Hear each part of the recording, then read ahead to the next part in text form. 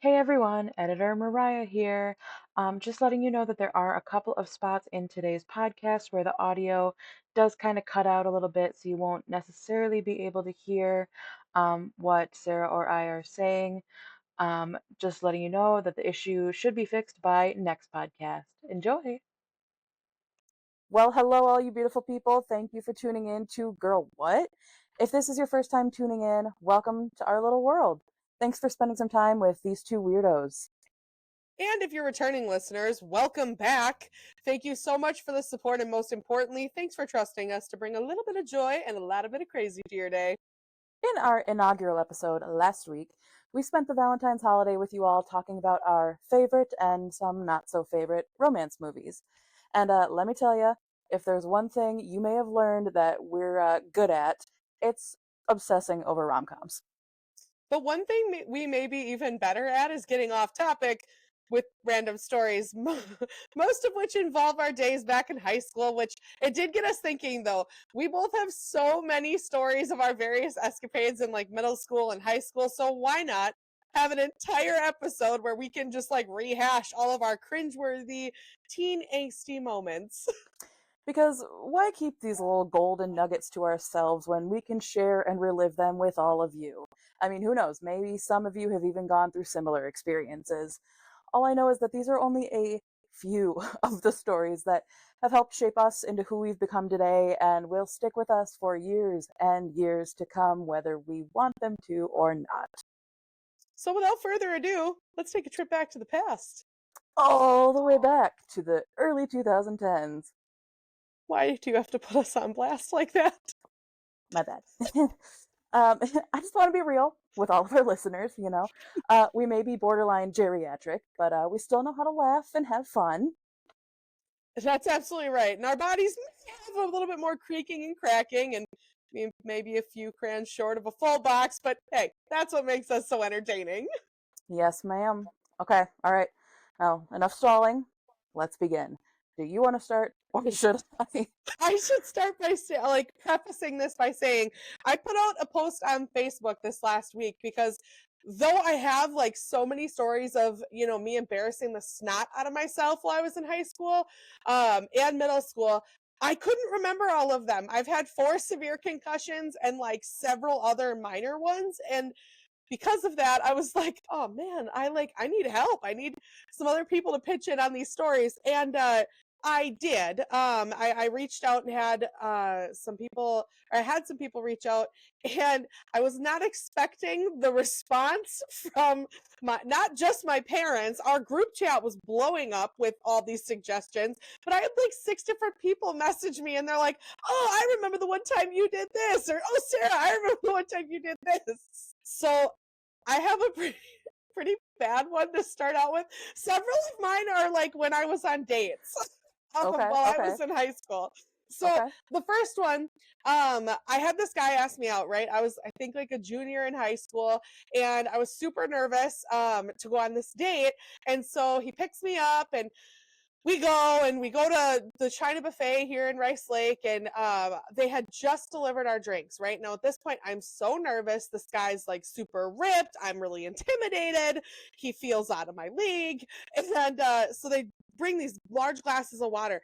I go to reach for my water, and my hand is shaking, and so instead of grabbing it, I just pushed it, and it projectile poured from the cup all onto his crotch, like soaking his crotch. And this is, mind you, like minutes into our dinner. So I'm like, oh my God. And I'm humiliated, and he's embarrassed, and he's like, oh, it's no big deal. And he's like quickly trying to get up and clean up his crotch. And so to add insult to injury, a girl that we went to school with, Anissa, was there, and she comes walking over. It's like a few moments had passed, and I was going up to get food, and she comes over and she's like, are you on a date? And at this point, I'm like, there's no way this guy's ever gonna call me again. And so I start laughing, and I'm like, I just spilled water on him, and this is not gonna go good. Like it's going bad. I'm nervous. So fast forward. Dinner goes fine after that. His pants are still soaked. We go to Walmart after, and he wanted to go like shopping, you know? And so I was sitting all cutesy, thinking I was adorable in the middle seat of like a crew cab truck or a bench seat truck. And he gets out, I'm buckled. I went to jump out of the door, you know, forgetting I'm still buckled into the truck, and the seatbelt stretches out. I'm 5'3" for context. I jump out and I am hanging like pathetically outside the driver door from this seatbelt. I can't get in because my limbs are not long enough to pull me back to the truck. So this man starts to walk away, and I'm literally like thinking of anything I can do before he turns around and sees me hanging like a pinata from the driver's side of his truck. So he turns around and he looks and he's like, "Are you, are you good? What are you doing?" Just hanging out, you know. Oh my God. Believe it or not, I was actually called for a second date. I didn't think I would be after all of this. But yes, I did end up getting a second You date. know, that's all you can hope for at that point. That's a win in my book. Yeah, exactly. He saw you at your literal like worst, like a rainbow, just hanging upside down. He was still like, yeah, yeah, yeah. I'm gonna call this girl back. Yeah, right. Oh, she's pretty cool. She dumped a whole glass of water on my crotch, but it's fine. Yeah. Oh my gosh, that that's phenomenal. I don't have any first date stories quite like that, but I do have a lot of embarrassing stories about like crushes and boys in high school, though. Ooh, spill. For the sake of just my sanity, I'm going to keep names out of this, but I can venture to guess that you'll be able to tell who I'm talking about. I was a band kid. We were both band kids. And the boy that I liked, he was, let's see, 4 grades older than me.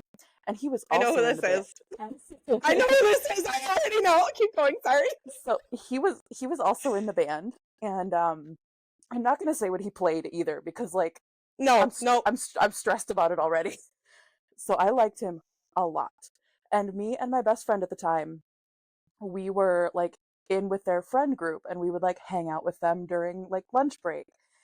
And as like a teenage girl does when she has a boy crush, she tries to like get something of his to like be like, "Oh my gosh, look at me."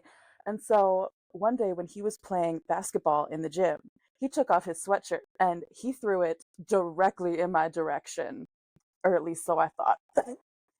And so I took said sweatshirt and I put it on. It, I don't know if he wanted me to do that. When he was done with basketball, he walked over and he saw me wearing it, and I think he just wanted to be like polite and just he didn't say anything. But I could clearly tell, like especially now looking back at it, that he was like, "Kind of want my sweatshirt back," What but the heck? okay. And so I wear his sweatshirt for the rest of the day. I take it home with me and I'm planning on giving it back to him at school the next day. Don't you worry. But one thing about my household at the time, um my dad, whom I lived with, was a very heavy chain smoker. And no matter if I wanted it to or not, if I wanted them to or not, everything I touched and owned smelled like smoke Oh very no. badly. So I brought the sweatshirt home. I was like, oh my gosh, like I'm living my teenage girl fantasy. He's gonna fall in love with me and we're gonna live happily ever after. All because of this one sweatshirt that he just happened to Right. throw in my direction that he didn't necessarily even want to give to me. That makes complete sense with girl logic. I get it. Exactly. It's like girl math. Like, I digress. So the next day I come to school and he's in the band room before school and I walk in with his sweatshirt. Were you His wearing it? No, I was holding it. Okay. And I wasn't as aware at the time as I am now that it smelled like cigarettes, like hardcore cigarettes and smoke. Oh no. And I walk up to him and I go, "Here's your sweatshirt back, I guess, huh?" And he takes it and he looks at me smells it. No, he doesn't even put it up to his nose. He's able to get the waft of it from like a foot away, and he's like, "Oh, oh God, it smells like smoke." And I'm just left standing there like deer in the headlights. Like yeah, sorry about that. I went to a bonfire last night. They smell like cigarettes. Yeah, exactly. Yeah. So, so yeah, I'm like, yeah, I went to a bonfire last night, and him being older than me and knowing what smoke smells like, he's like, okay, yeah, thanks. And then we were walking down the hallway. I was walking a considerable amount in back of him because I was just mortified at this point. And I saw him take the sweatshirt, put it in a plastic bag, and chuck it, not put it, chuck it into his locker and slam the locker door.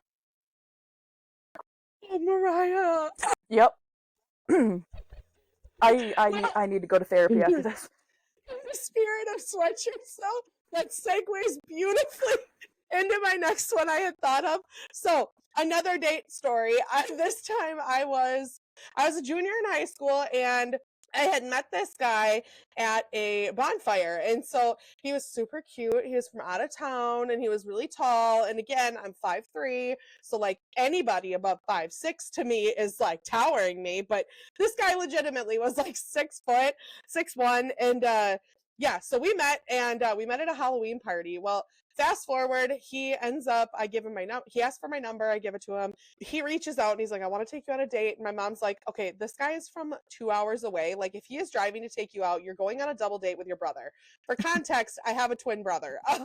And so my brother and his girlfriend at the time were going to double date with us, right? So this guy comes all the way from Eagle River to my house and shows up, and he's driving a Dodge. And that's an important detail for this, by the way, because we get into his truck, me and my brother, and we're driving to Rice Lake, and that's about a 45-minute drive from where I lived. And so we're driving, and all of a sudden we get almost there, and he's like, something's wrong with the truck. I'm like, okay. And so he's like, I gotta pull over. I gotta look. Something's going on with the tire. I'm like, all right. So he gets out and he feels the tire by the driver's side, and it feels really hot, like on the hubcap. And he's like, okay, something's not right. I don't know. And I'm like, well, let's just get to the restaurant. We'll worry about it when we get there. So we load back in. We head to Pizza Hut, and we're sitting at Pizza Hut. My brother's girlfriend shows up. The date seems to be going well, but he's also like really, like stressed out about his truck. We get back in. Date's ending. So he's now going to drive my brother and I 45 minutes back to Couturier, and then drive another 2 hours back home. Mind you, this is like 6 o'clock at night. And we're driving outside of Rice Lake, and we're going around this big bend. All of a sudden, there's this big cornfield on the side. He goes, I can't stop. I'm like, what? He's like, I can't turn, and I can't stop. I'm like, Oh no. oh my God. And so he has to literally like get the truck to just slow down to a halt, gets out. The tire now looks like this on the driver's side, the driver's side.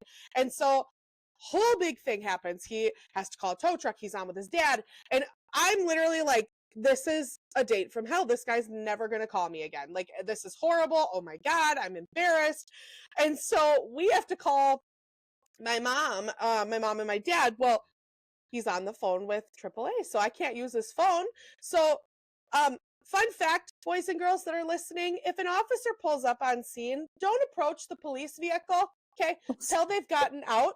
16-year-old me or 17-year-old didn't know that because I've never gotten in trouble.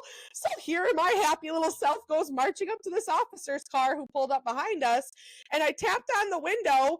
He cracks the window, and a canine starts barking in my face. I'm now crying, and mascara is pouring. And I'm like, oh my God, I'm so sorry. He's like, ma'am, can you please go put your hands on the hood of the vehicle? I will be up there in a moment. Please go stand in front of your vehicle with the hands on the hood. So now, paint the picture. Side of the road, okay, busy road, people we know are going by, and I'm standing, legs spread apart, my hands on the hood, while my date's in the vehicle on the phone looking at me like, what is going on? Up comes the officer. So the cop comes up to me, and immediately I start, like, I just break, and I'm just unloading on this cop. So time now passes, right? The officer leaves. We're just sitting in the truck now, me, Joe, or me, my brother, and this guy, and we're waiting for the tow truck driver and my parents to show up. Well, I gotta pee, and I'm about to pee my pants. Oh no. There's no bathroom anywhere near there except Oh for a no. cornfield. And so, in true Midwestern young lady style, I'm like, okay, I gotta go. I'm gonna need to go in the cornfield. And so he's like, here, take this little flashlight and put my sweatshirt on. You know, it's cold outside. Again, this guy is way taller than me, so this sweatshirt hangs off my hands like several inches, right? So here I am, you know, a whole 140 pounds with a little flashlight and going through the cornfield that's way over my head. So I do my business, right? I stand up and I thought I saw a light that seemed like it was closer, so I panicked and went to turn.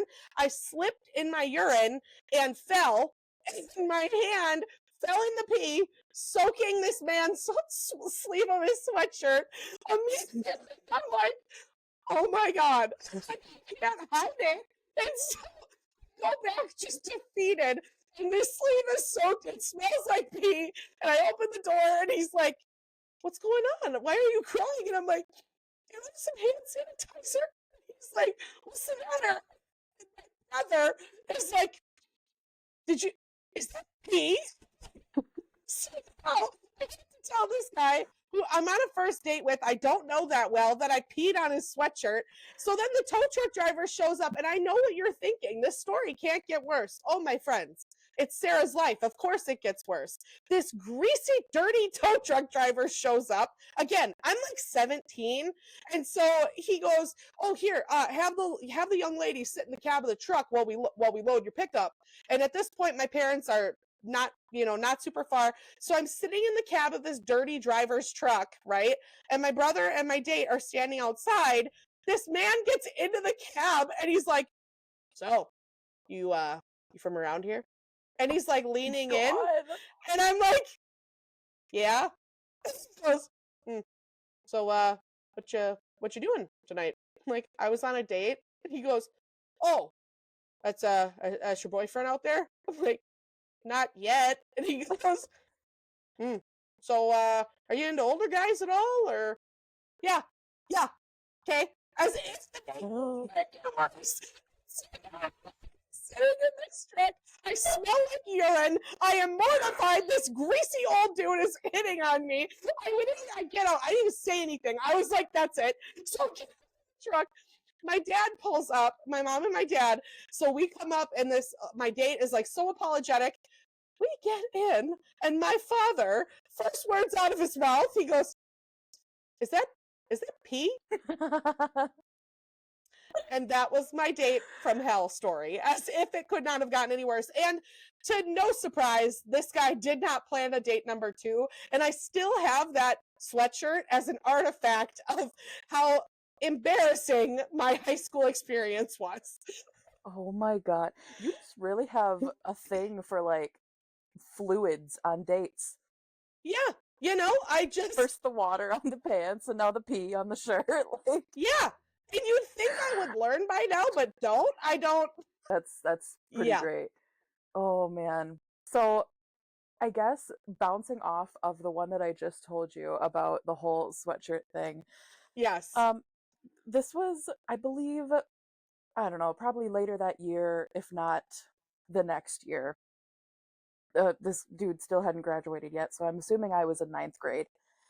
And like any preteen teen girl who was in like the height of like the Facebook days, I was so over dramatic in all of my posts. Like I would post some like Maroon 5 like She Will Be Loved lyrics with like feeling feeling sentimental or something like that. Like it would just be the stupidest thing. Like I'd just be like, huh, life sucks. I hate everything. Like the whole like emo teen, like just Yeah. going through it. Yeah. And so me and this guy would talk like pretty much every day, if not every other day, just like, hey, what's up? Oh, not much. You just like playing Farmville. LOL, same. So like just stuff like that. So And naturally, you thought you were going to get married. Oh yeah, absolutely. Like Duh. I would Like, send him a sheep, duh. he would send me a cow, like we're meant to be, Yeah. you know? Soulmates. And so one night I was just feeling particularly gutsy and I posted this status and it said, oh, what did it because remember how Facebook used to ask you like how are you feeling or like what are you feeling? And you would like type it Okay. in. See, I didn't get Facebook till I was 18, so I'm just gonna say okay and like sound like I was with it. Oh Yeah. yeah, so like for for those of you like maybe younger people who are listening who didn't know that, Facebook used to have a prompt instead of just like write a status. It used to have a Yeah. prompt and it used to say something like how are you feeling or what's on your mind. And 14-year-old Mariah took that very seriously. And one day I was in my feels and I decided to hit my computer. And I typed one simple sentence: is scared to tell him how she really feels. And hit the little post button.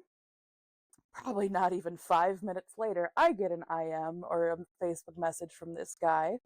And he's like, oh my God, who's your status about? I almost just like choked thinking about this. So he's like, oh my God, who's your status about? I'm like, nobody. Like, tucks hair behind ear. Like, nobody. And he's like, if I can guess, will you tell me? I'm like, yeah, I guess. And so he like lists off all these random guys, and I'm like, no, you gross. Like, what? And then he lists the name of his best friend, who is also in our friend group. And I say, dot, dot, dot, dot, no, dot, dot, dot. And we can assume where the conversation went from here. His next message was, dot, dot, dot, is it me?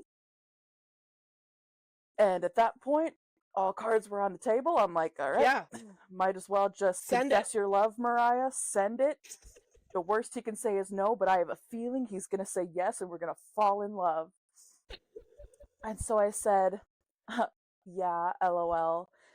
And he said something along the lines of, oh, thanks. I'm really flattered, but like, I only see you as a friend, LOL. And I'm like, I had to backtrack and play it so cool and be like, oh my gosh, yeah, like, totally, I know that. Like, it's no big deal. I just wanted to let you know, LOL. Meanwhile, inside, I am just dying and Dying. I'm Of course you are. mentally, I am in the car in the back seat on a long drive staring out into the rain while like Hilary Duff or like JoJo or Avril Lavigne is Avril playing Lavigne in my ears. complicated plays. Yes, Yes. Avril Lavigne Complicated is playing. I am in the car in my feels like watching the rain pour, and that is that's how my first love confession went. That was my very first love confession to Oh, my to one of my first like school crushes. We remained friends, which was good because he was like he didn't take me seriously at all, clearly. So he was just like, yeah, whatever. She's a stupid little kid. She's gonna get over it, whatever. But okay, I'm gonna go on a little rant for just 2 seconds here. Everybody, bear with me. This man, we took piano lessons together, and we rode the same bus. Not that that matters to it, but anyway, we yes, it took piano. does. Right, exactly. We took piano lessons together, which it was right down the street from my house. And so his house was, I don't know, like 30, 45 minutes away from mine. And so it was kind of going out of his way to go to piano lessons at this lady's house. He would get dropped off there. I would get dropped off at my house. And then I would walk back to my house when it was my time for my lesson. And he would get dropped off with his siblings and they would go first, hence why he would just like be waiting there. And so when it was my time, I would go and I would walk down to the piano lessons. And you cannot tell me that this mother effer was not flirting with me every single time that I came to those piano lessons. We sat outside under a tree. Our shoulders were touching. He would like, I like laid on my stomach and he like rolled onto my back, like with his back to my back and was just like goofing around. And you mean to tell me that 14-year-old teen, like pubescent Knew what he Mariah, was doing. He yeah, knew like what he was doing. full of teenage hormones girl, Mariah, is just thinking like, oh my god, this man This wants is me. love. This Yeah. is love. He wants me. He wants to get married.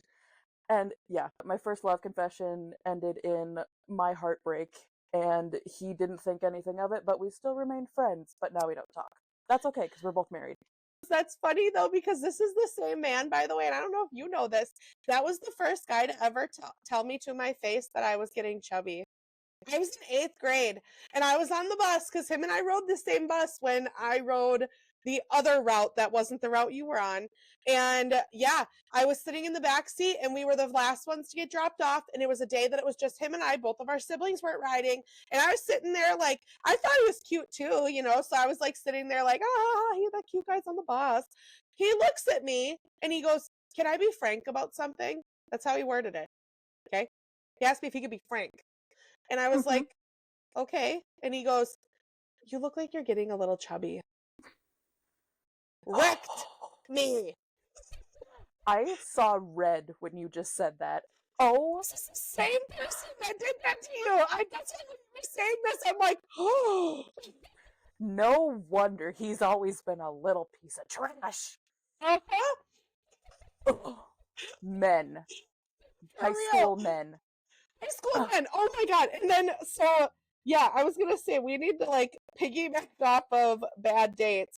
And boys, because backtracking to when I was in 8th grade, I had a boyfriend who was a couple years older than me. I don't know if you remember this or not, but he would have been a year older than you. And it was my first like official boyfriend. Did he go to the same school? Yeah. Okay. Hmm? It was I'll my figure it first out. kiss. Oh god, you've told me this before, but I have a It's okay. I know memory. this is like, but anyway, so it was actually the day that I got my first kiss. This is so horrible how this story goes. Sorry, mom and dad in advance because I know they're listening, and I don't know if they know this story, but anyway. At this point, I was 14. I hadn't had a kiss yet. All my friends had kisses, and like not all, but a lot of them. And so I'm like, oh, I want my first kiss. And this guy and I were dating, and so we had a mezzanine, it was called at the school, where it was basically like kind of like not even an attic, but it was like an upper level to the locker rooms. So it was a room located above the locker rooms that overlooked the basketball court. So like announcers would go up there, stuff like that, like book people to keep book for the game. Well, anyway, he was supposed to be up there for like keeping book for this game that I was going to play in that night. And so I went up there thinking I was going to be all cute and wearing his sweatshirt. And yeah, I got my first kiss and ended up, his sweatshirt was maroon. And because we were teenagers and nobody's good at anything at that age, there was a bunch of slabba on my face because I also had braces. So I went to wipe it and there was a giant dark maroon stain on the sweatshirt from where liquid was from my mouth. So I'm feeling like a baller, right? At that point I don't even realize that like, ew, that's a bunch of spit, gross. I just got my first kiss. So 14-year-old Sarah goes marching down the stairs into the locker room and everybody's like, "Oh my god, girl, where were you?" And like a true G, I looked at that group of girls and I'm like, "I don't kiss and tell." And everybody was like, "Oh!" Oh my I god. started cheering in this locker room. And so all the girls are cheering, right? Now it's game time, okay? So I got braces on, my boyfriend's there in the stands, my parents are there. Time to put a show on, right? I had my braces for a week, okay? So my teeth were still really numb and I wasn't really, or still really sensitive and I wasn't used to them. Okay, game time. Sarah Chucka's running down the court, right? I get the ball. I steal it from a girl. I'm dribbling. Everybody's cheering because it's that moment. Like I stole the ball. I'm headed for the hoop. While I was dribbling, I missed the ball and it came up and it hit me in the mouth. And I started bleeding from my mouth. And as if that's not bad enough, because now I'm bleeding and nobody did it but myself, my brother takes it upon himself to stand up in the audience and goes, "That's my sister." And everybody laughs at me. Everybody, down to the umpire or the refs, are laughing at me. And so, yeah, that was the story of when I got my first kiss and then busted my braces on my lips. Heck yeah. I texted you actually with who I think it is. Can you confirm? Let's see here. No, What? no, hang on. Okay, I'll respond because you do need to know this. Okay. I could have sworn it was this guy. Man, I wish. That'd have been lovely. Oh. Yeah, Okay. Yeah, that makes yeah. sense. Yeah, but yeah, that was the story of like my first kiss, which I in my head was like it was gonna be this big magical moment, and it resulted in me hitting myself in the face with a basketball and bleeding from the mouth. As one does. I mean, Right? what's more romantic than that? Nothing. That's it. Okay. So I really feel like this is just going to be like boy stories and like romance horror stories and dating horror stories, but like I mean so be it, cuz I have another boy story. I have a couple that are not boy stories, and I'll save them for like toward the end of this episode because I am loving this like boy humiliation. It's Oh great yeah, for same. ourselves. I think just so we can like get past the boy thing and get into like the actual other ones, I'm going to speed run my last two boy ones just Yes, real quick. Okay, so the first one. This is a guy that you and I had hung out with. Um we had gone over to his house. Maybe it was his mom's house. He was a tall guy, a couple years older than you, I think a year older than me. Um, yeah, I had a really big crush on him. I'm not sure if you did. tall, I skinny, and will, was from a different school. Was he out of yes. state? Ye- um, uh, I Like he think, came I think so. blonde hair? Yeah. Okay, I got it. Okay, yeah. So it Yeah, was I like one night. definitely did. Okay, yeah. So yeah, we both He had was a crush like on my the same big guy. brother, but I definitely did. Yes. Okay. Yes. So we definitely both had a crush on the same guy at the same time. I did not know that you had a crush on him. I kind of figured though, just because like I know your little like flirty like cues, I and got no we. game. That's how you know it. I got no game. So I don't know how this transpired, but he invited us to, I believe it was his mom's house one night, and His we got dad's, I there, think. or his dad's house. Yeah. Okay, Yep. and so we went. I all I remember is that I think we went down some stairs and there was a room and we Yes. had like a pillow fight Yes. and so we had like a pillow fight and then me and you took a picture that I still have on my Instagram by like this bar setup that they had. Yeah. But yeah, no, like that's basically just the story is that I had a huge crush on this guy and I didn't know if you did too, but just the I fact didn't that know like you did. huge crush. If you're watching, I did. I Yeah. absolutely did. Sure Yep. did. Sure did. He also went to the charter school that I went to Yeah. for a period of time, and so like we were in close quarters a lot, and so like I vaguely tried to shoot my shot a bunch of times. They all went over his head, or he just didn't, yeah, reciprocate. But anyway, I digress.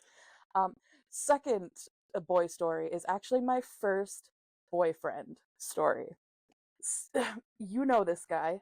He was also in band. I have a thing for band geeks. He wore really tight skinny jeans. He did. He did. Yep. So this was my first boyfriend story. We were texting one night. I believe it was. I think this was 2008 because I very strongly remember that it was around the time Obama got elected. Why do I remember that? I don't know. Um, so we were texting one night and we were being real flirty. And all of a sudden he texts me, he's like, question, do you want to be my girlfriend? And me, over the moon, I'm like, answer, yes, I do. Just being super like flirty, whatever. Cute. And this was on the weekend. And so I think this was like Sunday night. And so the next day at school, it was the first meeting. It was the first meeting since becoming a couple. And I went downstairs to go to breakfast because our cafeteria was downstairs. And I'm sitting at the table with all my friends, and he comes up and he sets his tray down, sits right next to me. And because I had never been in a relationship before and I don't know how these things work, I like really awkwardly looked at him. I'm like, hey. And I just kept talking to my friends and didn't say anything to him. Oh my god. And then I went up because I had jazz band practice that same morning. And I was talking to a girl in his class who plays clarinet with me. and she was like, "Oh my gosh, he texted me last night. He's so excited that you said yes. Like he likes you so much and blah blah blah." And I'm like, "Oh my gosh, cool." This whole time I'm just like, "What's going on?" Like almost hyperventilating. I'm like, "Yeah, awesome. Cool. This is how relationships are supposed to work. You're supposed to feel like you're going to throw up, right?" Yeah. And so I think it was maybe the same day or the next day, he after our lunchtime we would go up and we would like run around and like play sports in the gym and talk in the gym just before our classes started. And I was playing like keep up the ball with volleyball. We were just hitting the ball around with the volleyball. And he comes up and like smacks it, like he like kind of like gently nudges me out of the way and like smacks it in place of me and just like kind of playfully. And I like turn and I glare at him. I'm like, that was mine. And this poor man is just trying to be like playful and cute and like romantic and whatever, and I am completely shutting him down out of my own ignorance. I feel so bad for him to this day. But that's not where it stops. Later that day Oh in no. band, guess who sits right next to each other in band? Me and this guy. Why did we sit next to each other? I played clarinet, he played saxophone. How does that work? But we ended up sitting next to each other because our band was so tiny. And what he said still to this day will forever ring in my brain as clear as the day he said it. Our teacher was talking, our director was talking, and I did something silly or funny. I can't remember what it was, but he whispers to me, he goes, "You're such a dork." I'm like, "Yeah." And he's like, "But you're my dork." I'm like, uh, and I don't like thinking about it now, it's so cute. Like I would kill for like my crush to say that to me. Yeah. But back then I was like, this is really weird. Like, why is he coming on to me? Why is my boyfriend coming on to me? Make it make sense. Make it make sense. And so, Sarah, for the rest of the week, for the rest of that week of school, keep in mind this is Monday. For the rest of that week of school, I found every excuse in the book to not go to band. I I think 2 of the days I faked sick. The third day I was like, God. I got to work on a project at the charter school. And like one of the other days I think I went, but I was like very distant, but he did not read into it. He still was just like talking and talking and talking until finally that Friday I had had enough. I had had enough. And I was at the charter school and I had a pen and paper in my hand Oh and I said no. Mariah, you got to be strong. And so I wrote out this beautifully worded breakup letter to my boyfriend Oh, of 6 days, saying, I am so happy that you like me, and I am so sorry that I have to do this, but I think that I am just better off being single and focusing on myself. I I sounded like some like 40-year-old woman who's thinking of a way to divorce her husband, not a 14-year-old girl who has a boyfriend of 6 days who's just being a cute boyfriend. And so I fold it up, I tape it up, I make sure that it is impenetrable to like get into like while we're in the same space. And I give it to him that day, I think after band, because I won't see him after that because it's a Friday. I give it to him after band, like a cute little love letter. I'm like, don't read this until you're on the bus home. And then I leave. And then when I'm on my way home, I get a text message from my ex boyfriend saying, "Wow, I can't believe you did that." And I texted back, I'm like, "Yeah, I'm really sorry. I guess I just can't have a boyfriend right now. Like I really like you a lot, but it's just not gonna work."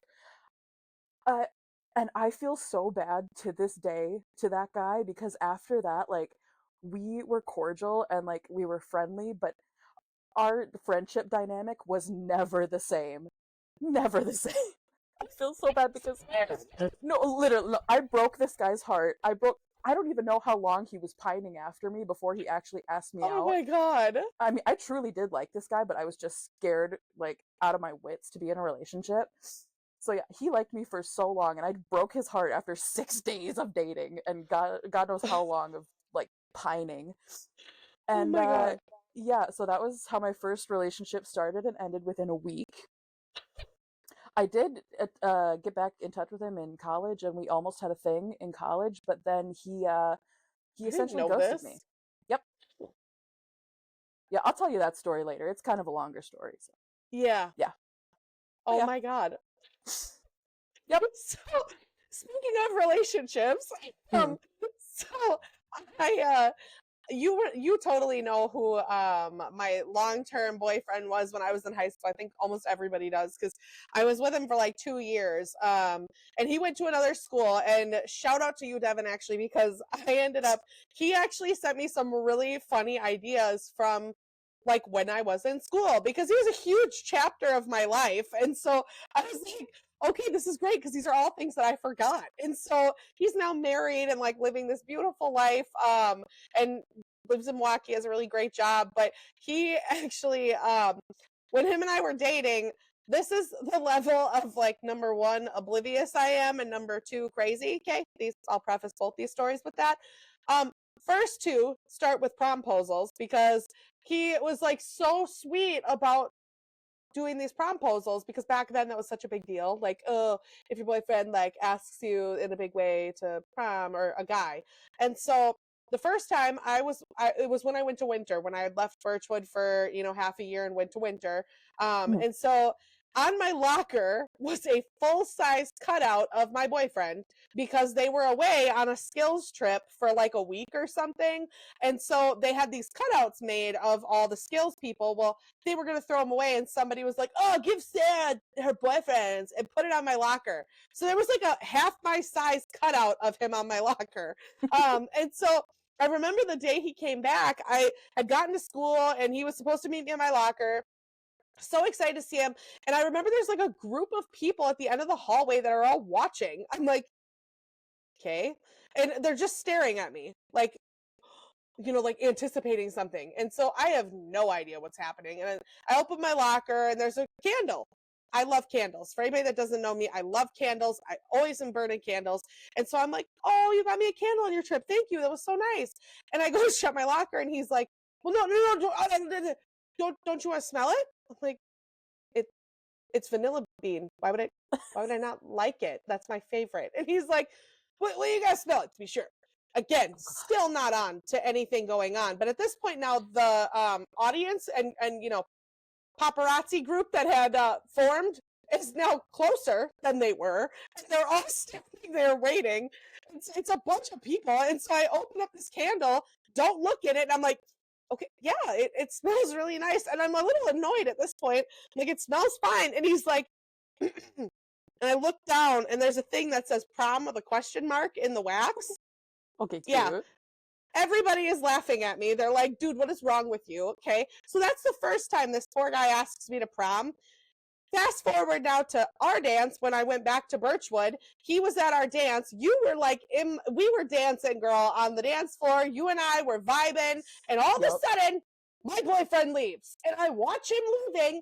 And I'm pretty sure you know the female that followed him out. And I'm like, him and her are talking. Are you kidding me? Mind you, okay, crazy 15-year-old Sarah, dating for like a year at that point. Why I was even like angry or threatened is ridiculous. But yeah, so he leaves and she leaves, and I'm like, well, whatever, screw him. I'm gonna dance with my girls. And so you, me, and a bunch of other girls were all dancing, whatever. And all of a sudden, a bunch of people in front of us were like, oh. And I turn around, and there he is standing with a big bouquet of flowers that said prom with a question mark.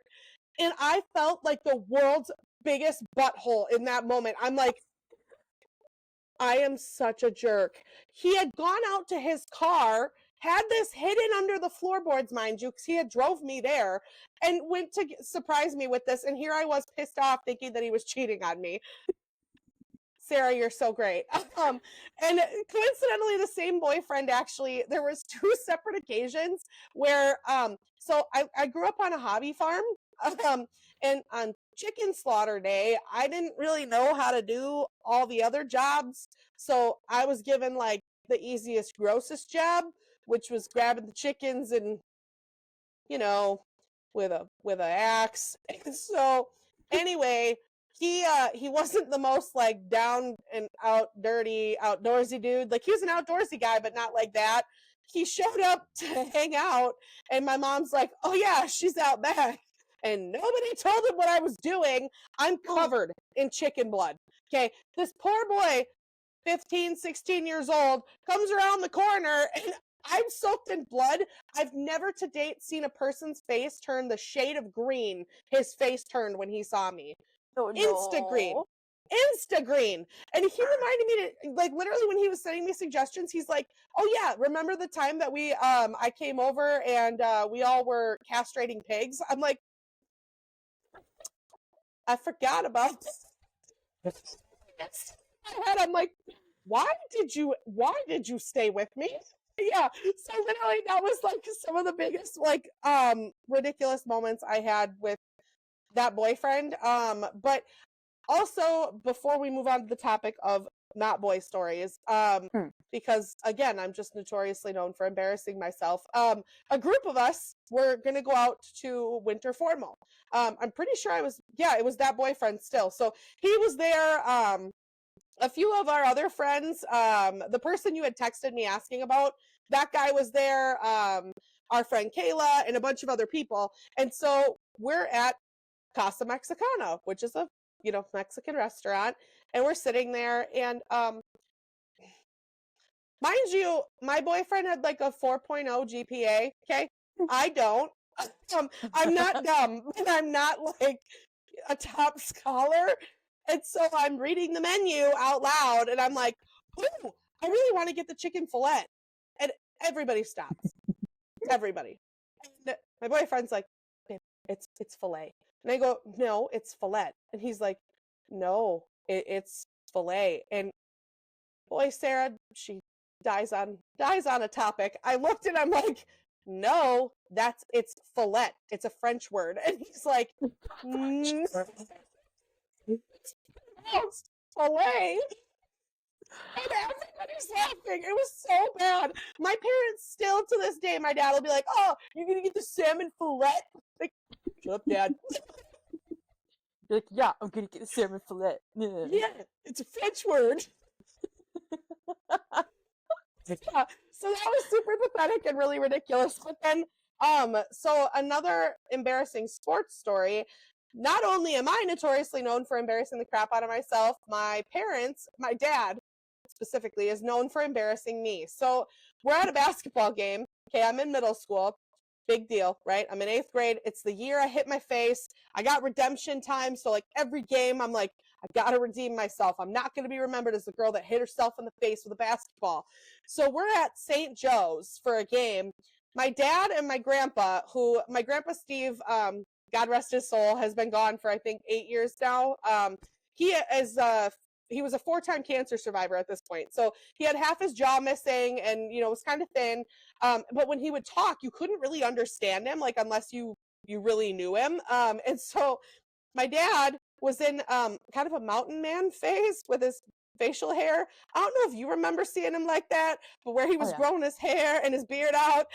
Him Oh and yeah. my grandpa are the only two people on our side of the stands. Okay, the game hasn't started, and my grandpa takes it upon himself to go, "St. Joe's, St. Joe's, St. Joe's," at the top of his lungs in a quiet gym, Mariah. And all of my teammates look over and they're like, "Dude, who is the crazy old guy and the mountain man sitting on our side of the bleachers?" Okay, again, sorry, Pops, I'm still in redemption mode. I ain't about to admit he's my dad. And so I'm like, oh my God, yeah, that is so weird. Sorry, Papa C. Um, yeah. You might remember this game too. I don't know, but the high school game we used to do those silent night games, right? Mhm. Yeah. Well, I was going to be playing in the girls' game before the boys for Silent Night. I'm in the locker room before the game starts, and one of our teammates comes in and is like, "Oh my God, you guys, some guy out there is dressed as like a creepy looking Santa and handing out candy canes to little kids." I'm like, I gotta see this. And so all of us leave the locker room and go looking out, and lo and behold, Papa C is out there dressed up as a Raggedy Santa, handing candy canes out to random little kids. Mind you, he did not tell anyone in administration he was going to do this before doing.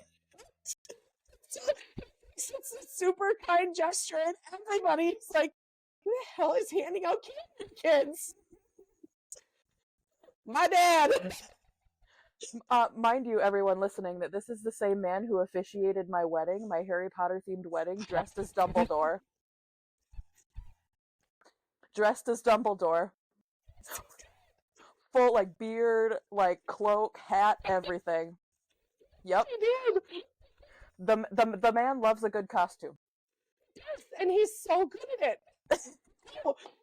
Actually, too, while we're on the topic of embarrassing my dad, too, when I was, I think I was a junior. No, I was a senior. So it was my senior year. You might not even know this story. It was my senior year. It was during homecoming. We had our pep rally. It was when we started doing the community pep rally. And so they had a obstacle course set up for one parent for each grade. And so my dad, we selected as the parent for the seniors, right? Thinking, oh, he's outgoing. He'll just go do it. Well, Miss Schultz knew my dad was going to be our person. And so my dad at the time was like, he's a bigger dude. He's jacked. He always has been. He's been a jacked dude with a beard. And she picked, so they had a Frozen t-shirt at the end of this obstacle course. Each parent had to rip open a Frozen t-shirt and put it on. And the one who could get it on wins, right? My dad ain't about to go down without a fight because he knows he's representing all of us seniors. And so my dad's ripping it open. Well, Miss Schultz picked a kindergarten Bobcat t-shirt out. That was like an extra small. So my dad, it's not enough that this man gets the shirt open and puts it on. He then looks at me in the audience. My brother and I are like dying. We're like literally sinking in our chairs. We're like, oh my God. He looks at both of us and he goes, oh. In front of everybody. Love that. Yeah. I would expect no less from your dad. No, and I think that's too where I like get this gene to just embarrass myself is from my dad. Like life is so light with him that it just funny stuff happens unintentionally. Yeah. But no, I actually, so let me see here. I was just checking my list really quick. Okay, so I was camping with my parents while I was in high school. And again, in high school, I will start with that because it's an important detail to how pathetic this is. 5'3", okay? So in my mind, I'm going to climb a tree, right? We're all camping. I'm going to climb a tree. So I start to scale this tree. Young Sarah, I'm like, I'm so far off the ground. This is crazy. I won't look down. And I'm like, I need to get down. I'm too high. I panic. I don't know how to get down. Here's the tree. Okay. Here's Sarah. Here's little legs.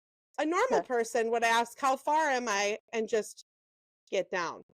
Sarah went like this with my legs straight out behind me and frog-legged it. And my parents are like, just let go. What are you doing? What an acrobat. Feet directly out behind me. This tree. Just get down. What is wrong with you?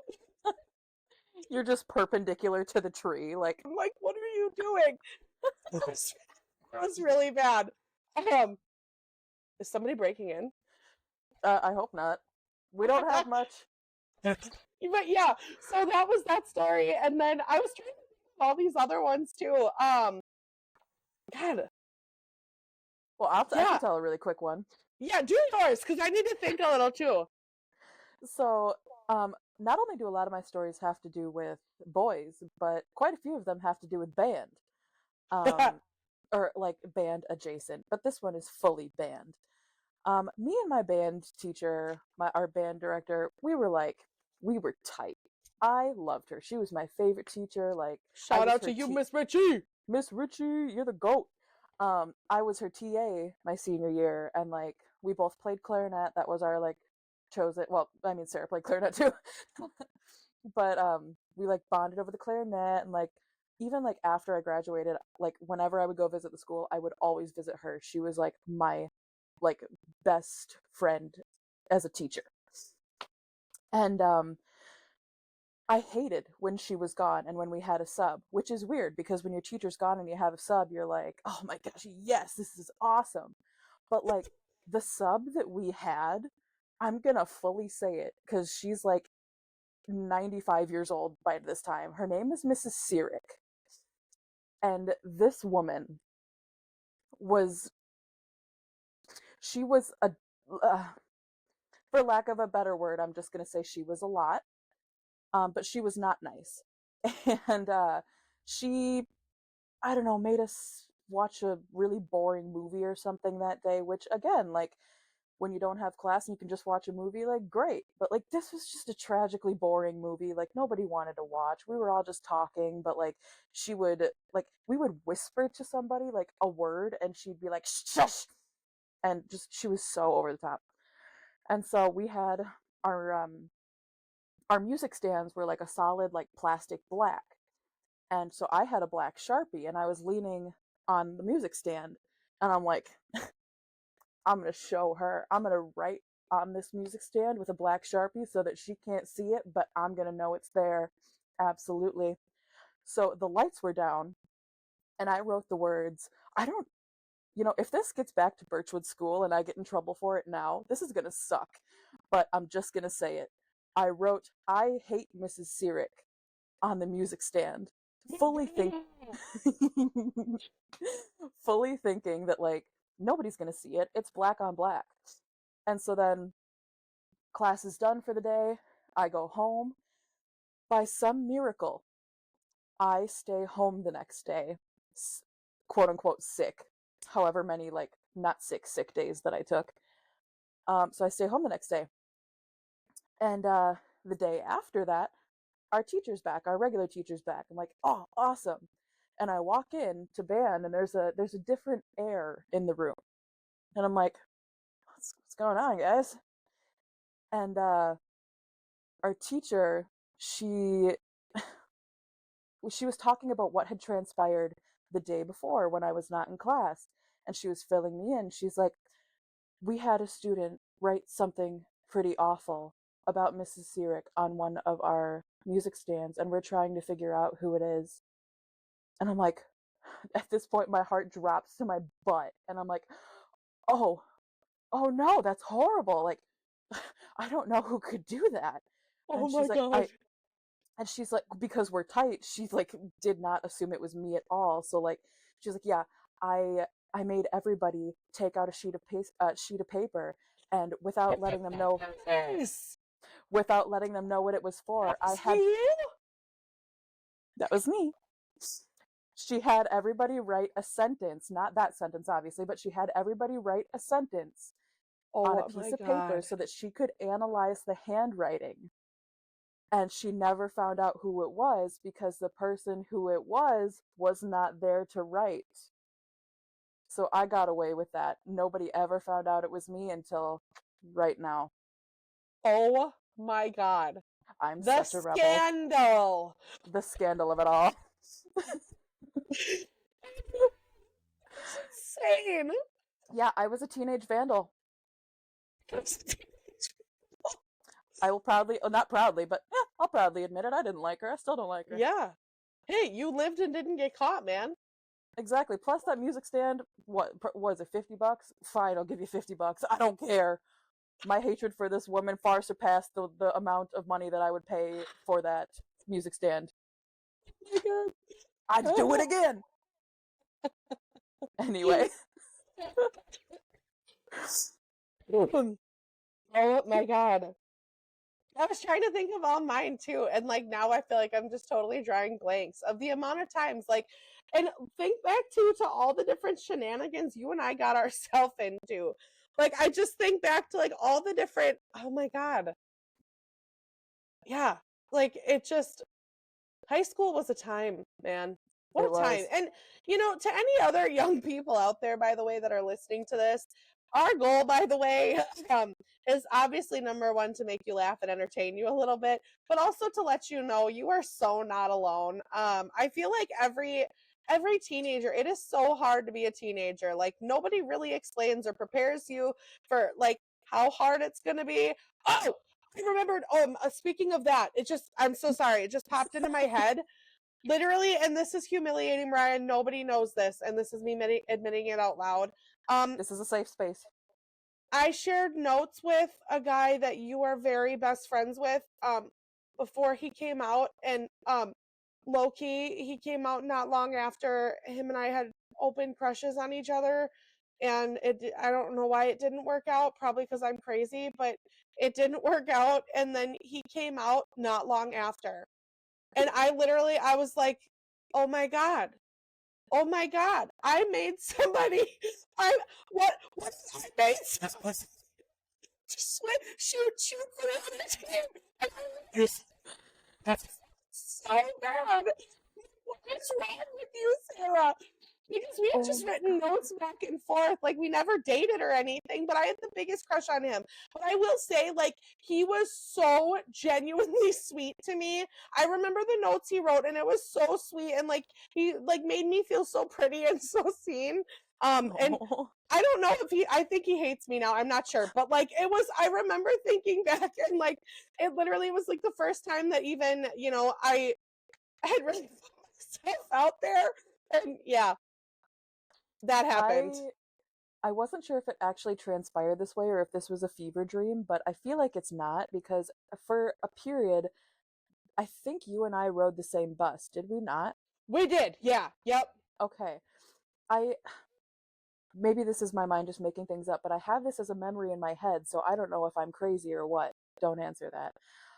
We were riding the bus. We were riding the bus home one day, and it was a bunch of us in the back of the bus talking, and we were talking about how my best friend had come out as gay. He wasn't my best friend at that point, but Yeah. we were just like casual acquaintances.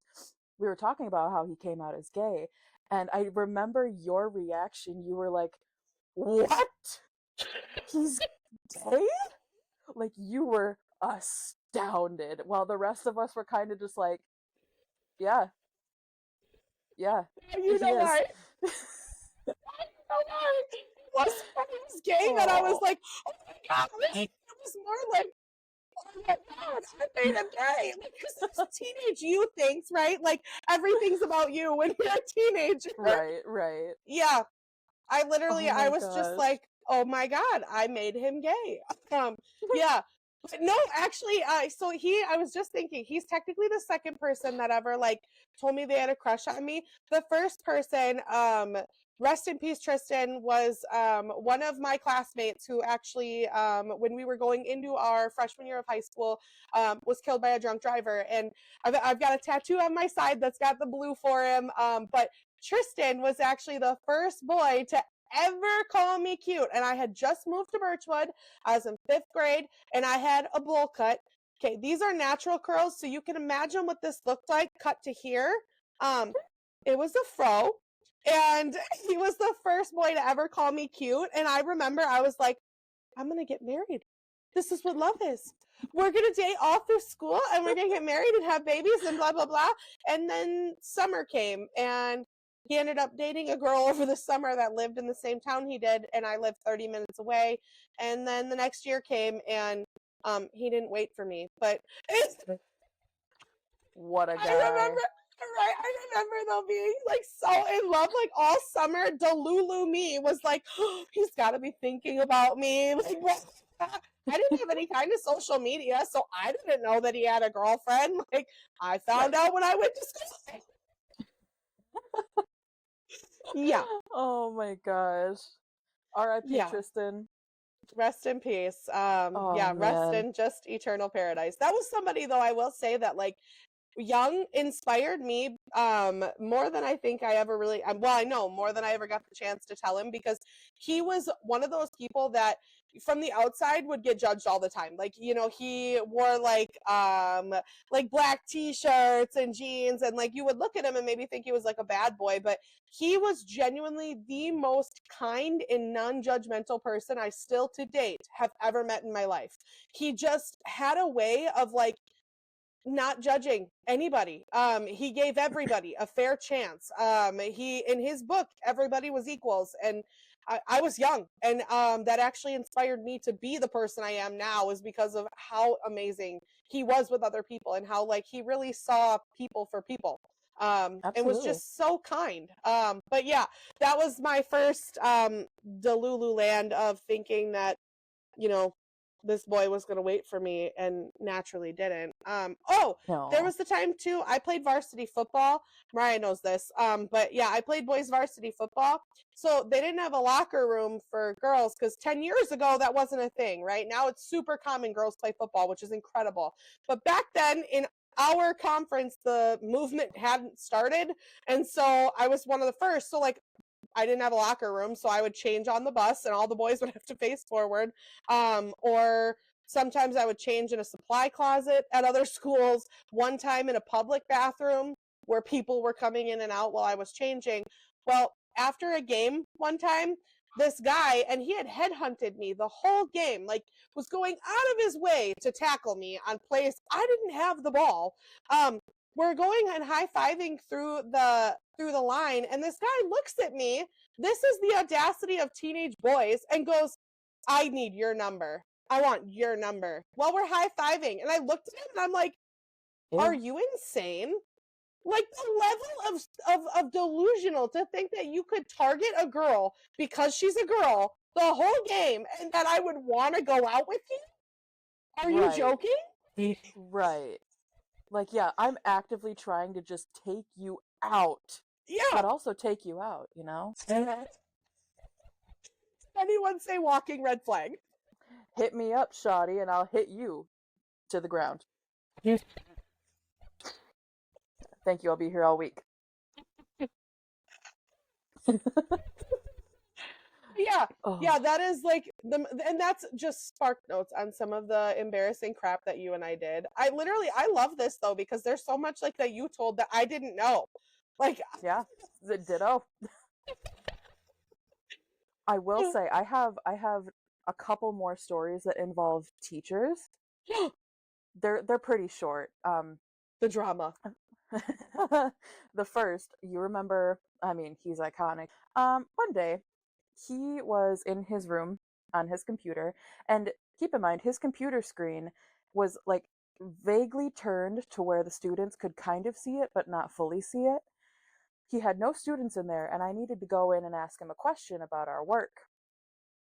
And I will not say this 100% for a fact. I don't know if it's true, but I'm pretty sure my eyes saw what they saw. He was watching porn. Yep, during school hours. And never told anybody because I'm just like, what do I know? Maybe I didn't see what I saw, but I'm pretty sure I saw what I saw. Yep. Oh my god. Yep. So that's great. And like I'm just going to follow that up with I do not know if this is fact. Nobody who goes to our school or ever went to our school come for me. I do not know. I only am operating on the assumption of what I saw. For all intents and purposes, he is a good man, he is a great teacher, but that's at least a scenario of what I thought happened. And then the second one, this was way back when we were in middle school. So you might have known this guy. He was a sub, and his name, it was very apt for his character. His name was Mr. Molise. Never had him. Um yeah, well, he was only there for one day, and you'll know why in just a second. His name is a very strong indicator of what his intentions were. Yep. This disgusting looking old man, big, like a big stocky build, he always wore very, very, very dark tinted sunglasses everywhere inside, never took them off. And it just so happened that the one day that he subbed for our English teacher's class was the first, like, really, really, really nice day in spring. And so all of the girls were wearing what? Like uh, short sleeve shirts, tank tops, shorts, skirts. I think you know that where this is going. A lot of the girls complained that they couldn't tell where his eyes were going, but he seemed to be staring in some very interesting directions for an extended period of time. Yep. So a number of girls went to our guidance counselor, Miss Treeland, at the time and complained that this man was very creepy and they were not comfortable around him. And long story short, he promptly got banned from the school. Oh my Yep. gosh. Yep. I had never heard that. That's crazy. Yep. So that's Mr. Molise. That is crazy. Yep, he will forever be burned into my brain. Oh my Disgusting. god. Yep. Oh my god. No, but like I think you can agree with this. Birchwood was like kind of notorious for having like really like above average in terms of attractiveness teachers and like especially subs. Like I don't know what the standard was to teach at that school, but I feel like you must be at least this level of attractive to work here is on the application because there were Mhm. so many like good-looking teachers there. Yeah, And we had one sub back in middle school. His name was Mr. Ott, and we called him Mr. Hot because girl, he was so fun. we sure did because I had him too. Oh man, I I tell don't know you. whatever happened to him, but I remember every time he walked in the room, the boys would get so mad too, like all the boys in class, because they're like, he's not even that attractive. And like all the girls, all of us were like, And we're like, shut your mouths. and like none of us cared what they were saying. We all just were zoned out on what he was talking about. Oh yeah, yeah, absolutely. Yeah. Wild. I do. Do you have any more stories before I say this? Do I? Yes. Do I want to share any more and put myself further on blast? I think this is enough for me for one night. So Covered a I lot of ground. so I think our final like story that I'm going to share is a shared memory with for both of us. It was Project Ghost. Yes. Project Ghost, for those of you who don't know, who like haven't done this at your school or haven't witnessed one, is essentially a mock car crash that was put on by our school right before prom weekend because we wanted to raise awareness for drinking and driving, and we wanted to be like, this is what can happen if you aren't responsible and if you drink and you drive. So we wanted everybody to have a safe prom. So we wanted to really just hammer in the fact, drive in the fact that this is what can happen. We're just going to shock you into like not behaving this Scared way. straight.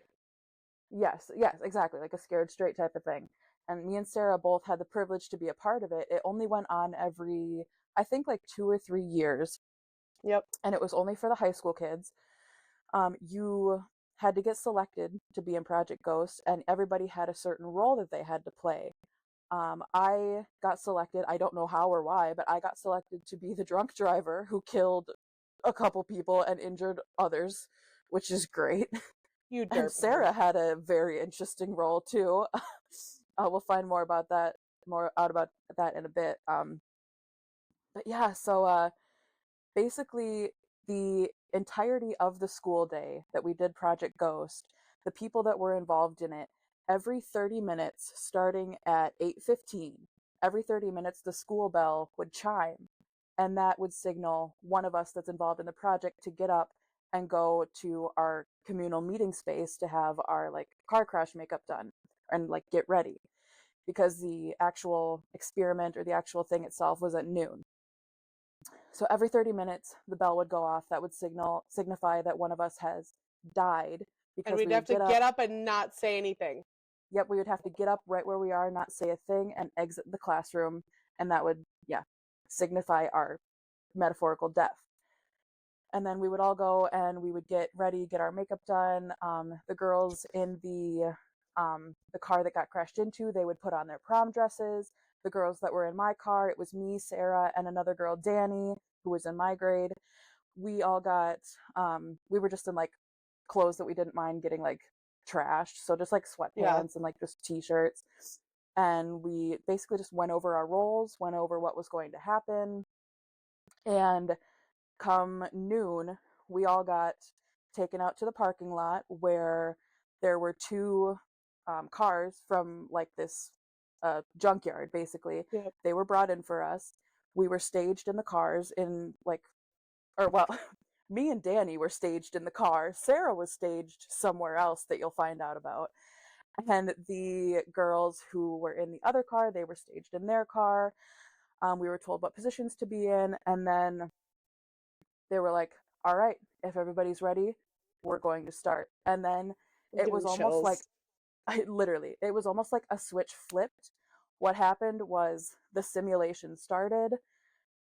It was, everybody went into acting mode. I started like, I was very like, just what's going on? Like, we had just gotten into a crash. So I was like, oh my gosh, is everybody okay? Like, what's going on? I Yeah, was because you had to crying. stay in character too. That was the Yes, you big had to thing. stay Like in everybody had character. to stay in character. So the prom dress girls are screaming, like Yeah, bloody murder screaming. screaming in pain, like they're doing a phenomenal job, and I'm like, Oh yeah.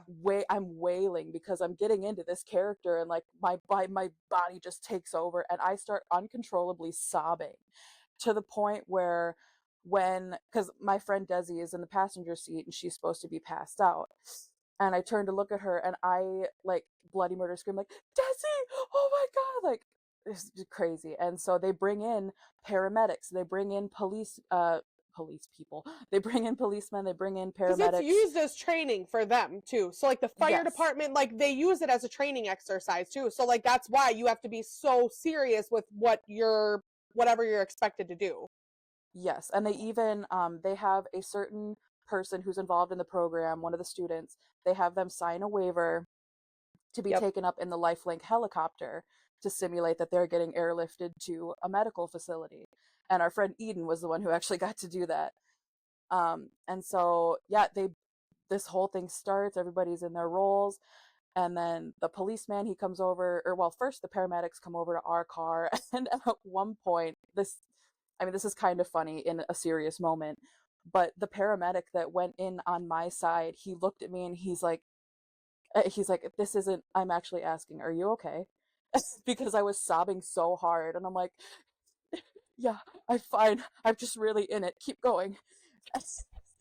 And he was like, okay, well, you're doing a really great job, kid. I'm like, thank you. Thank you. And Just so hey, my friends. right. It's like, get back into my role. And, I end up getting taken away by the police or the like head policeman in our town at the time. I get given a breathalyzer. I get given the whole like field sobriety test, and he get and when he gives me the breathalyzer, he like jokingly says to me, he's like, "This better be a point zero." I'm like, "Yeah, no, no, no, duh." But anyway, and then I get handcuffed and I get put into the back of a cop car for literally the rest of the time while everything else is going on. And meanwhile, Sarah's going to tell you her experience while I'm going through all of this. So, it was decided very early on, and so I don't know why this was a thing where I constantly got chosen. Anytime I was involved in a project, I literally would get chosen to do like the weird thing. So like when you and I were in a play, like I got the girl who had to have a massive seizure on stage, and for this project in particular, they had the idea to remove my eye. So I was gonna be without an eye and ejected from the car. Now, the first idea was to put me in a tree. They were going to put me in a tree and wrap me up around a limb. But then they had thought, they're like, well, that's going to be really hard though to like get you up there and like keep you up there because it was windy. And so they had me ejected, and I had to lay my, so they had, the makeup lady did such a good job. Like it looked Mm-hmm. creepy. We should post a picture. Like I think there's a photo somewhere, a selfie of you and I. We should post that in the comments if we can find it on your Insta from like years Mm-hmm. ago. But they blacked out my eye basically with like a black piece of paper and then all this makeup. And so I had to lay motionless because I had died on a rock with my eye down and blood all over. Like there was blood on my clothes, it was everywhere. And that was where I laid, and I couldn't move. And you can't be like breathing noticeably because again, you have to make it like super convincing of what had happened. And I will say too, like being involved in that project, number one, was obviously a huge honor, but the craziest part you'd think would be the accident scene. To me, the craziest part was when they brought us into the graveyard. That was the craziest part. Mm-hmm. I don't know if you want to like tell that or not, but yeah, like legit, that for me, like my brother was crying. Like, my twin brother was crying because they read your full obituary, and you gotta stay stone cold and walk into the gym, and you don't look at anybody. You just stare like a ghost would through the wall, and you sit down. You don't make faces. You don't do anything. And they read your whole obituary, and their goal is to essentially, like, yeah, scare straight all these young people and help them understand, like, you do this, there are real consequences to these actions. So there I sat with my eye covered, like, the whole day.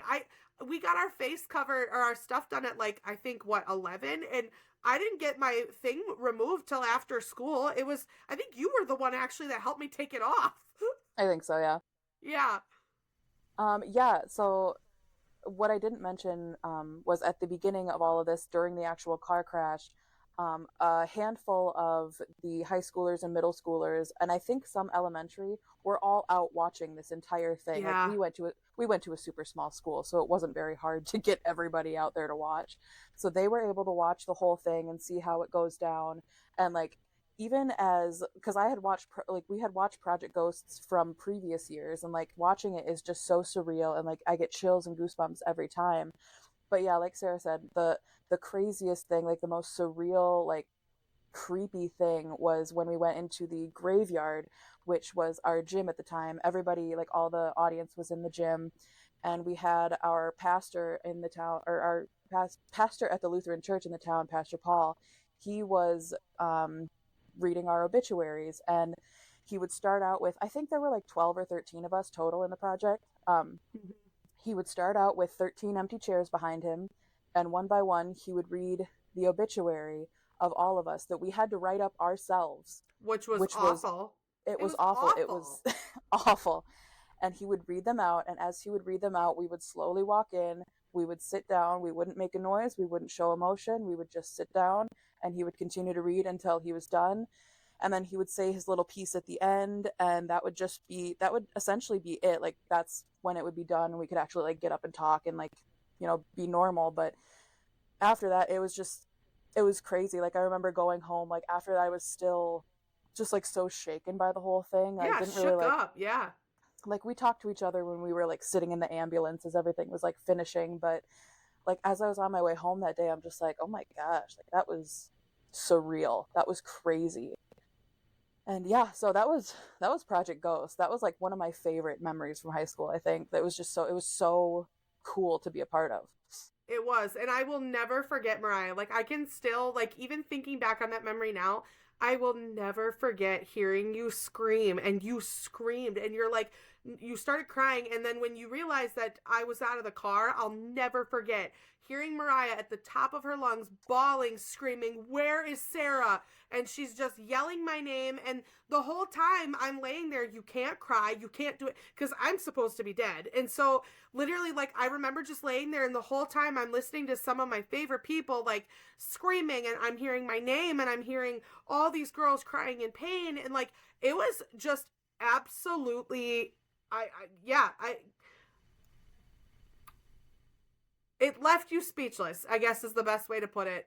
It was absolutely insane, and it was, what a crazy project to be a part of. And we were hand selected too from a committee. Like, that was the crazy thing too about getting picked for it. Like, literally, the person who was coordinating it, him and some teachers picked students that they thought would do the best job with staying in character and staying serious the whole time. And so I remember being like dumbfounded that I got chosen, because I was never a popular kid. Like, you know, you, Same. you and we were like, I wasn't, I don't know, like, I tried to be friends with everybody I could, but I also got really hated, by a lot of people. Like, I had a lot of people that just didn't like me, or maybe didn't understand me, so they hated me. There's still a bunch of people, even from our school, that hate me still to this day, that I don't know what I did. Where, like, I'll go, again, oblivious. I'll go up to in public, and I'm like, "Hey, how are you?" And immediately I'm hit with like shade, and I'm like, oh god, no, this is one, okay. And then I feel And you're like a like, jerk. okay, never mind. Yeah, because then I feel like a jerk too. I'm like, great. Now they think that I did it on purpose because I should have known they don't like me. It's a whole thing. But yeah, so I was like crazy shocked when I got picked for that project. And I remember though being so at ease when I found out you were going to be involved in it too. Because I'm like, okay, thank God Mariah's there. You know, it just you were like a safe space for me with so many different projects all throughout school that it was like peace because I knew you were there and I knew you'd protect me and you know you were there and I was going to be okay.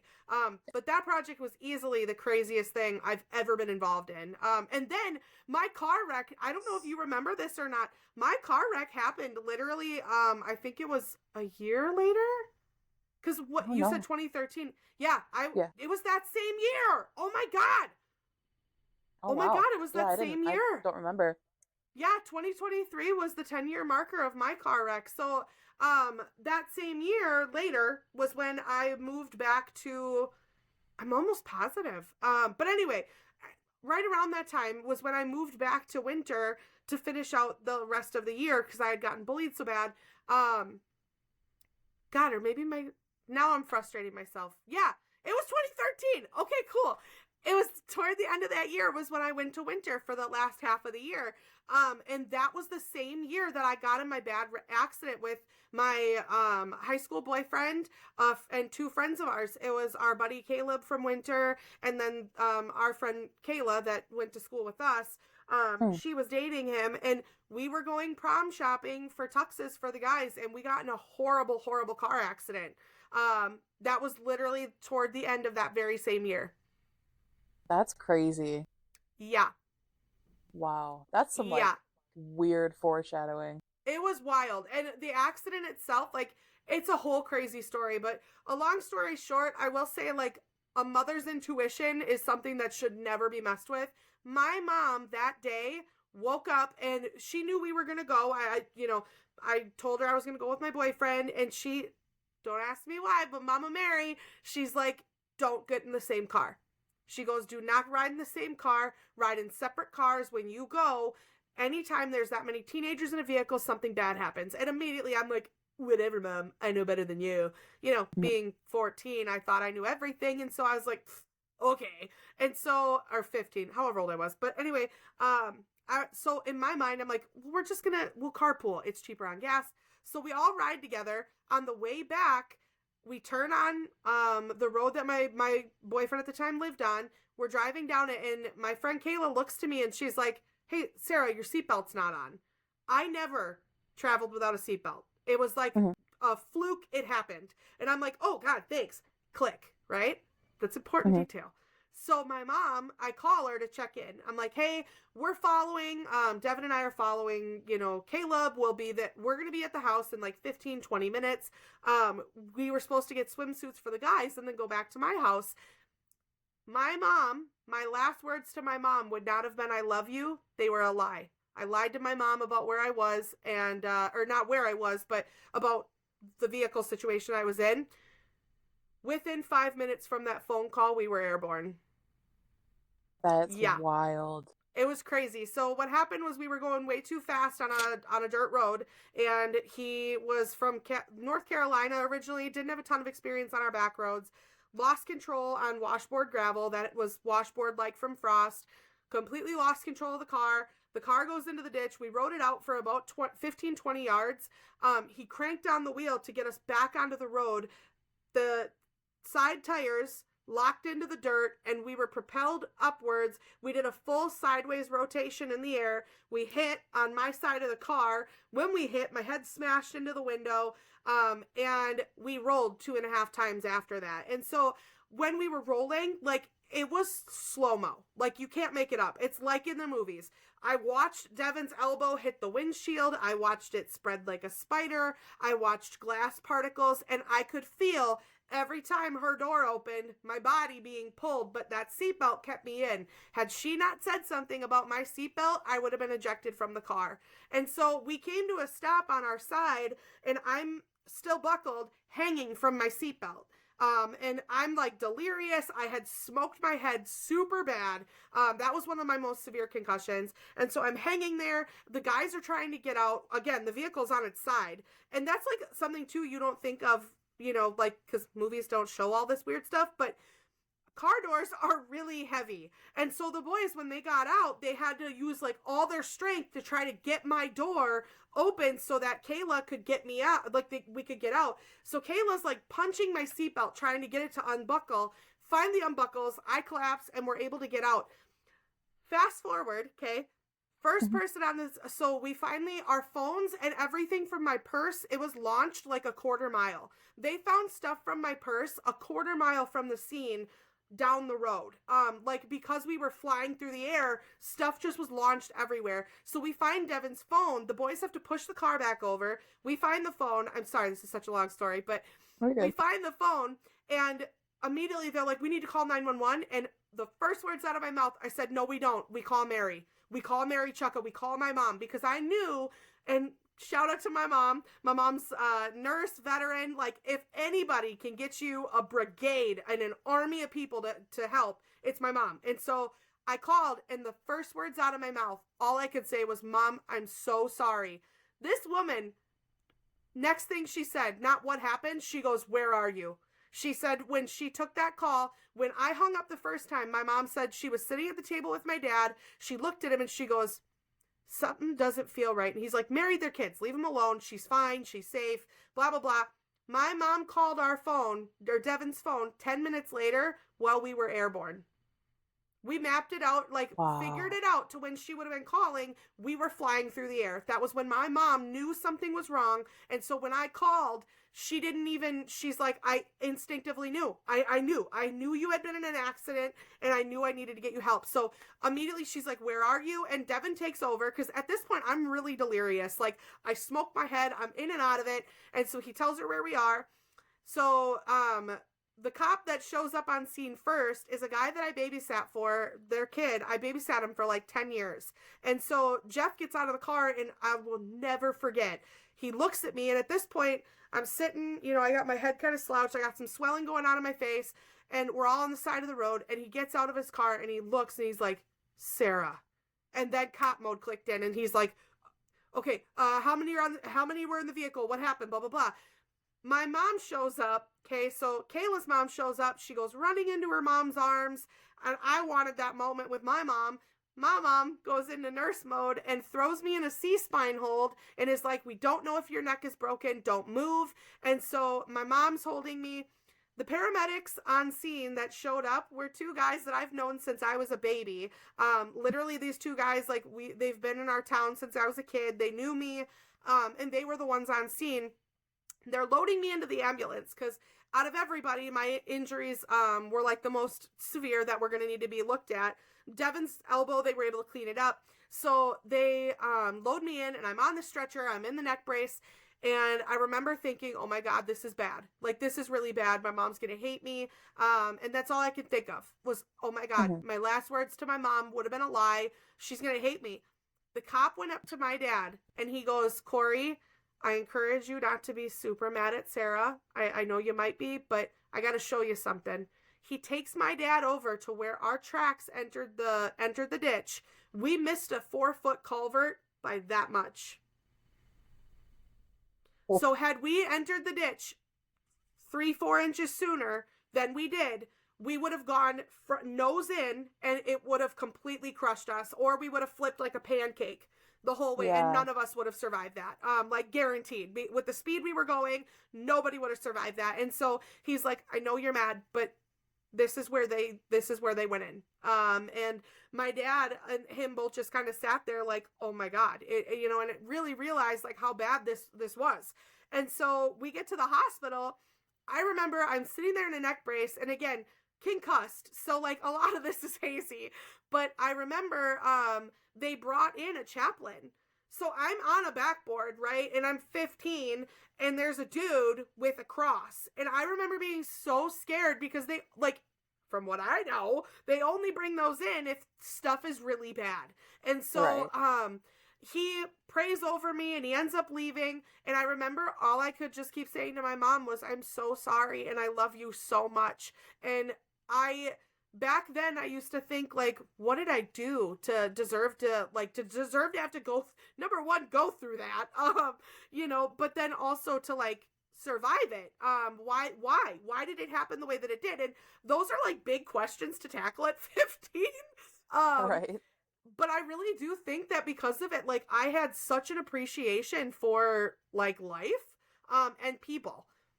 Don't lie, Hmm. guys, to your parents. And also, like, if you're calling somebody, anybody, and this is good advice for anybody, if you are on the phone with somebody, end it with I love you. If it's a friend, if it's your family, end the phone call with I love you. Don't think you're being cheesy. Don't think you're being cliche or feel stupid. I don't care if you're a man. End it with I love you, because literally that my last words of my life would have been a lie. And that was a huge thing, like, to kind of hit me in the face. And I really think kind of like made me develop into this bubbly and happy person that I am now. Because we had mentioned in our first episode, that's one of two times I've kissed with death. That Hmm. I it got a little close and I was kissing it. But yeah, no, it was crazy, and that was literally in the same year that we did Project Ghost. That's wild. I completely Wow. forgot. Like, now that you mentioned Project Ghost, I'm like, wait a minute, 2013. Yeah, it literally 2023 was the 10-year anniversary of when our accident happened. I That is actually crazy. yeah, I ended up with a hearing aid because of it. I lost 85% of the hearing in my left ear from smoking my head into the window. It basically wrecked some vessels in my ear, and I ended up with a hearing aid. And that's actually the same reason I couldn't join the service. I was like dead set on joining the Air Force, and all throughout high school didn't take the SATs or anything because I just took the ASVAB. I was going to join the military. And my junior year, we went back in, and he was like, "Is there any update to your health?" And my mom's like, "Well, she's got a hearing aid, but it's no big deal. She can take it out." And yep, that day they told me, like, I'll never forget that guy's face. He looked at me so apologetically because I was ready. We had a MEPS date. I was ready to go. And Hmm. he's like, "I'm so sorry. You are automatically disqualified from every branch of the United States military." Wow. Yeah, I know, like, crazy. Shoot. And literally, you bringing this up, I'm like, oh my God. Like, for me, this is such a full circle thing because I never connected those dots. I don't know how I didn't, but I didn't. Yeah. I mean, yeah, sometimes you just gotta go 10 years without thinking about it, and then You know? bam. Don't know how we got from like confessing to our crushes to like this is the time I kissed with death. But I mean, I guess that's a good spot to end on. Yeah. How are you feeling about sharing all of this with the world? Any regrets? Anything you wish you hadn't started? As embarrassing as some of these stories may be, I think it's really fun actually to look back at them and just see how different we were and like how much we've grown and changed since then. Like everyone has a past, and like rather than looking back with a bunch of regrets or whatever, I realized it's easier to just accept what happened, learn to laugh at it, move on. Because unless one of y'all is hiding a time machine in your backyard or your back pocket, like you can't do anything to change the past. That is so right, and that's absolutely okay. Even if the memories that you've had in your past haven't been fun or happy, like, one thing that will always remain the same is that you've made it here to this moment. No matter what you've been through, you've come out on the other side a brighter, stronger, and wiser person. And that's something to celebrate and be extremely proud of. And we're proud of you for that. We're so proud of you. And like all we can do from here is just keep moving forward. So, I mean, let's try to make the best out of whatever life throws our way, whether we want to or not. Let's make our past selves proud, and then let's challenge our future selves to be an even better version of who we are now. I couldn't have said that better myself. And thank you so much for tuning in to another episode of Girl What? We hope you had as much fun as we did, and we hope to see you again next week. Same place, hopefully, same time. And if any of you have any suggestions for topics for future episodes, please do not hesitate to let us know. Don't hesitate to reach out, either in person if you know us in person, or on our socials. If you're watching us on YouTube, make sure to like, subscribe, turn on notifications so that you'll be the first to know when a new episode drops. And if you're listening on Spotify and haven't already, make sure to go follow us. Of course, make sure to follow us on the Girl What Facebook page while you're at it as well. So thanks again for joining us, guys. And thank you for letting us be a part of your, weeknight and joining us on our girl hangout. You can expect episodes every Saturday. Woo-hoo. All right, well, we'll see you next week, guys. See you next week.